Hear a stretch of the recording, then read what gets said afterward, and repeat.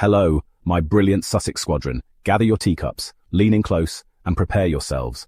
Not for shallow gossip or the cheap ink of the tabloids, but for a story of crumbling illusions, rotting facades, and the quiet yet devastating collapse of institutions that once claimed to stand for duty and service. Today, we're not dealing with whispers behind palace curtains or carefully staged photo ops of ribbon-cutting ceremonies. No. Today we are staring directly at the hollow core of the monarchy's supposed charitable empire.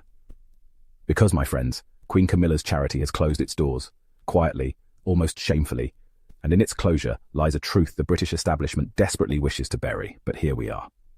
And here, my squadron, is where we shine a light on the cracks in the carefully polished veneer. Because when Prince Harry and Meghan Sussex so much as breathe in California, the UK media machine turns into a frenzy of outrage. When a Sussex project faces challenges, the tabloids scream failure, in headlines the size of billboards. Yet here, when Queen Camilla's own charity collapses into nothingness, what do we see? Gentle excuses, polite shrugs, a silence so thick you could carve it with a silver-plated Windsor knife. The hollow impact of royal patronage. The monarchy loves to paint itself as the beating heart of Britain's charitable world. They sprinkle their names across hundreds of organisations as if signing a guest book at a country estate. They love to boast about their patronages, holding them up like trophies in the glass cabinet of royal relevance. But let's strip away the theatre. What measurable impact do they actually bring? If Queen Camilla's charity could crumble without fanfare, without intervention, without saving grace, then what was the purpose of royal association at all? Isn't the whole point of their involvement supposed to be prestige, stability, and financial safety?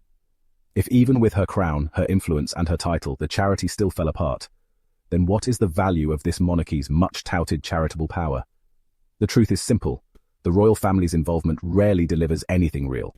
They lend a name, they appear for the occasional photograph, they issue speeches crafted by PR staff. But when it comes to the hard work, the day-to-day grind of running an organisation that changes lives, they are absent, invisible, detached, and the collapse of this charity proves it.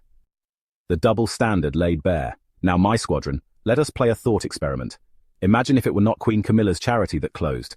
Imagine it was a charity tied to Prince Harry. Imagine one of Meghan Sussex's foundations shutting its doors. The UK press would combust. Headlines would read, "Harry's charity fails. Proof Sussexes can't manage anything." They would spin entire documentaries about royal irresponsibility and lack of leadership. But because it is Queen Camilla, silence. A soft murmur, carefully crafted excuses about difficult times or changing priorities. The very same press that devours Harry and Meghan Sussex at every opportunity suddenly finds its tongue tied when a Windsor falters. This, my friends, is not journalism. This is propaganda dressed as reporting. This is not a free press. It is a royal protection racket. Royal lethargy, the shallow theatre of duty. Let's call this what it is, lethargy.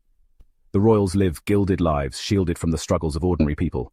Their appearances at charity events are not driven by passion, but by necessity. A necessity to be seen, to maintain relevance, to pretend at purpose.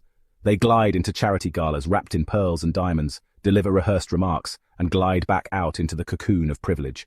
It is shallow theatre, a masquerade ball of duty where the masks are slipped on and off with practiced ease. The charity collapse exposes this theatre as nothing more than smoke and mirrors. If their presence was meaningful, if their involvement truly mattered, this closure would not have happened. The illusion cracks, and behind it lies only negligence. Now here comes the sickest joke of all. Did you know that many charities associated with the royals actually pay rent to use royal properties? That's right. While the monarchy parades itself as a supporter of good causes, it simultaneously siphons money from those very organisations. Charities, often struggling to make ends meet, are drained by the very family that claims to champion them. Imagine the audacity ordinary people, scraping pennies together for donations, are unknowingly funding palatial upkeep under the guise of charity partnership. This is not support. This is exploitation in ermine robes. And here we must tackle another beloved myth. The monarchy brings in tourists. Ah yes, the familiar refrain rolled out every time their relevance is questioned. But let's pull that apart. Tourists do not flock to Britain to catch a fleeting glimpse of Camilla's hat feather. They come for the palaces, the history, the pageantry of the past. The monarchy is not the attraction. The buildings, the architecture, the centuries of cultural legacy are. France lost its monarchy centuries ago, and yet Versailles is one of the most visited sites in the world. Tourists go for grandeur, not for figureheads sipping tea behind guarded gates. The monarchy does not fuel tourism, it leeches off it. Now let us return to the Sussexes. When Meghan Sussex and Prince Harry tried to establish charitable endeavours, they were met not with support, but with sabotage. Their patronages were undermined, their efforts mocked, their organizations smeared with accusations of hypocrisy. Why? Because they chose independence. They dared to step away from the gilded leash. Contrast that with Queen Camilla. Her charity collapses, and no other royal steps forward to pick up the patronage. No urgency, no outrage, no replacement, just silence. A silence that speaks volumes. Extravagance amidst struggle. What makes this collapse all the more, grotesque is the contrast. On one side, charities are struggling, gasping for survival, fighting to support the vulnerable in Britain's towns and cities. On the other, royals are indulging in helicopter rides, convoys of luxury cars, extravagant wardrobes, and multi-million-pound renovations of mansions they barely occupy. It's honestly the image of a family feasting at a banquet, while children starve at the edges of the table. It is hypocrisy carved into stone. A systemic disease. We must be clear, this is not an isolated failure, this is systemic. The monarchy has built an empire of charities not to change lives, but really to maintain its image. The truth is that many of these organizations limp along with minimal involvement, relying more on volunteers and local leaders than on their supposed royal patrons. When one collapses, as Camilla's has, the system simply shrugs and moves on. The monarchy is not consumed with saving lives. It is consumed with saving itself. One of the most insidious tools in the royal arsenal is silence. When Meghan Sussex was torn apart by lies, silence was the weapon of choice. No defense, no correction, no humanity. Lies were left to fester and metastasize. But now, when Queen Camilla's charity collapses, silence again reigns. But this time the silence shields, protects, excuses. Silence as a sword, silence as a shield, silence always wielded for the crown's survival. And let us not forget, behind this drama lies real human cost. When charities close, it is not only headlines at stake. It is the lives of ordinary British people, the families who depended on those services, the children whose futures were tied to those programs, the elderly who relied on that support. They are left stranded, abandoned, casualties of a monarchy more interested in its image than its people. So here we stand, my brilliant Sussex squadron, staring at the ruins of yet another royal pretense. The closure of Camilla's charity is not just a minor embarrassment, it is a crack in the foundation of the monarchy's claim to purpose. The illusion of royal charity is crumbling. The pageantry cannot mask the hollowness forever.